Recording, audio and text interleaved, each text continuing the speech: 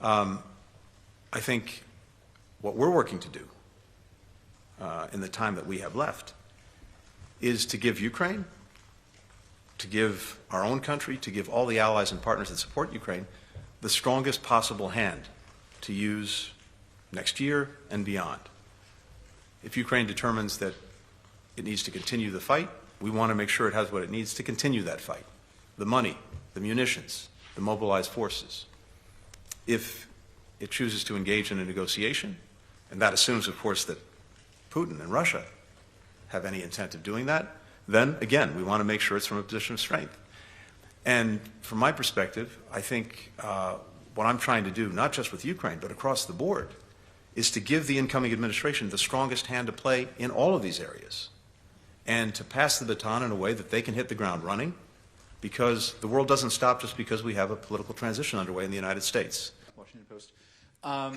Secretary Blinken, President Zelensky in the last few days. What's so unique about NATO is the compact that each of its members make, that an attack on one is an attack on all.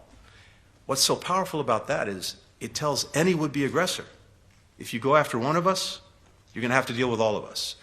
That is the most powerful deterrent to war breaking out in the first place. That is the most powerful deterrent against aggression. It's not a surprise that Russia has not attacked directly a NATO member.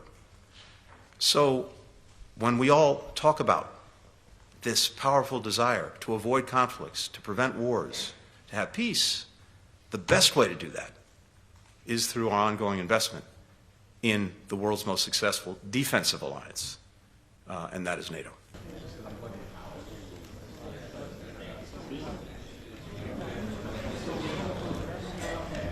We have enduring interests, enduring security interests in Syria, particularly the interest in making sure that ISIS doesn't resurrect and doesn't come back.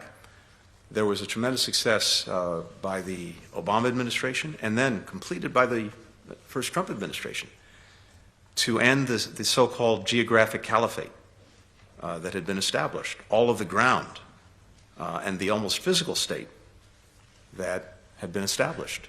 It's profoundly interesting to make sure that doesn't happen again. And so our own engagement and presence remains important. Partners who are working to make sure that, again, we don't see a resurrection of an extremist caliphate, a jihadist caliphate, that remains vital.